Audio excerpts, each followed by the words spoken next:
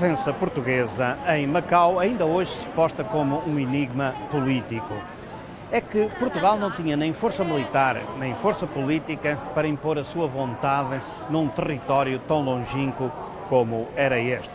Além disso, Afonso de Albuquerque tinha determinado que as fronteiras mais longe do Império Marítimo eram as de Malaca, no Sudeste Asiático.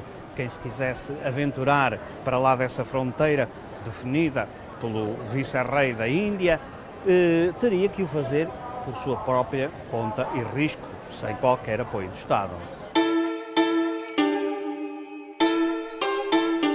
Malaca era o ponto de contacto com o Império do Meio. Quem quisesse ir à China para negociar podia fazê-lo, mas inteiramente por sua conta e risco. A coroa portuguesa não dispensava proteção a aventureiros. Por isso Macau ficava para lá da consistência do Império Português. Macau era visto como o ponto fraco, não é? Porque os portugueses não tinham poderes, plenos poderes sobre o território. Porque os chineses ainda guardavam tanto poder. Mas, de facto, esta falta de poder tornou-se uma vantagem. Que mostra também que, às vezes, as intenções da história não são iguais aos resultados, não é? E esta solução de Macau, como foi chamado por Foch, esta solução foi muito mais durável que a conquista. Eu acho que é uma sobrevivência muito curiosa, muito única. E até...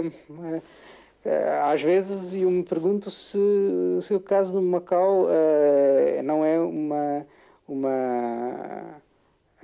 um exemplo em relação com toda uma série de outras possibilidades de relacionamentos entre poderes europeus e asiáticos.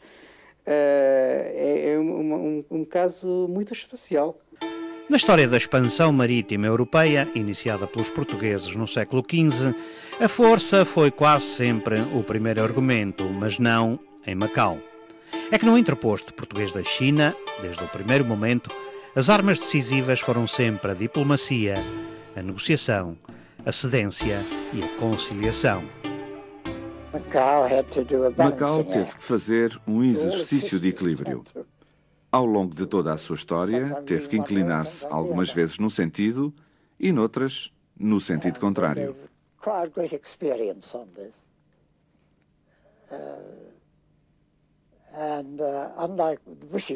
Os ingleses, quando ocuparam Hong Kong, revelaram uma atitude militar de força, ao passo que os portugueses em Macau nunca fizeram isso.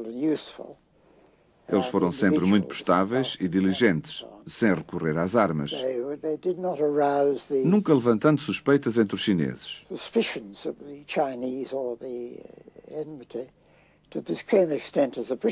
Ao contrário do que se passou com os ingleses.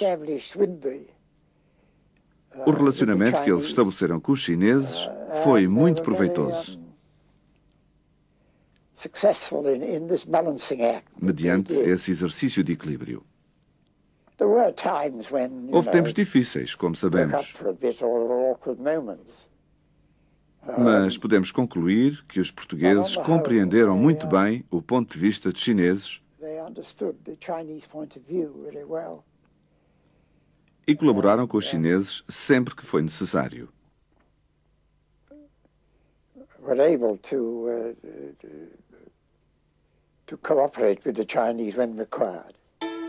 Para as potências coloniais, Macau, que vivia sem estatuto definido, onde o governo era partilhado por um mandarim chinês, representante do imperador, e uma Câmara Municipal poderosa, que limitavam drasticamente a capacidade executiva dos governadores, era um verdadeiro mistério.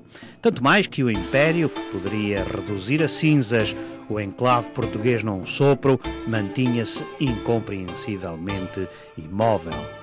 A Inglaterra decidiu então esclarecer o enigma.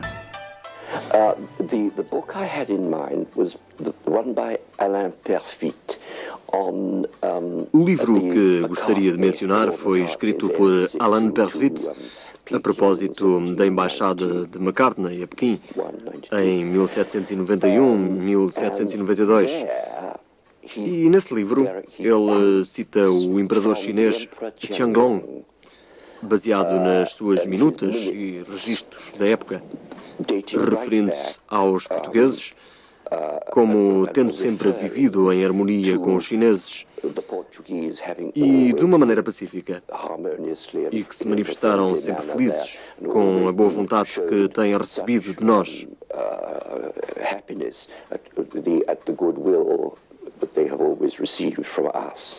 Macau aconteceu à revelia do Império, mas era o único território colonial do mundo que devia a sua existência não a uma declaração de rendição ou a um tratado de paz. A cidade assentava as suas raízes históricas num acordo verbal de cavalheiros. Desde 1554, em que o nosso capitão-mor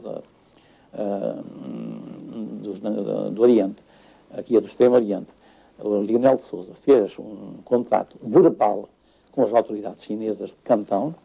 Desde essa altura nós começamos a frequentar Macau.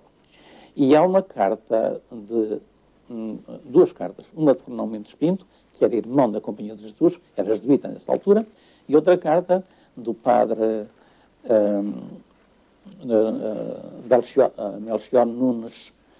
Melchior Nunes.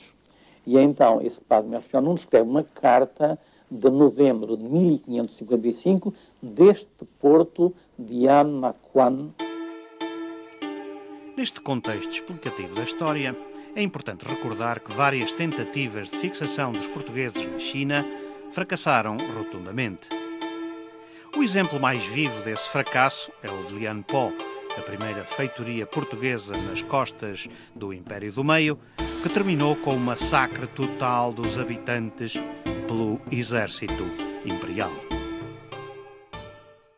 Mas, para além de todas as leituras, talvez simbolicamente resida aqui a verdadeira explicação.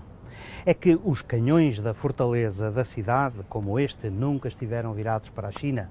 Estiveram sempre virados para o mar. Afinal, era dali que vinha a verdadeira ameaça.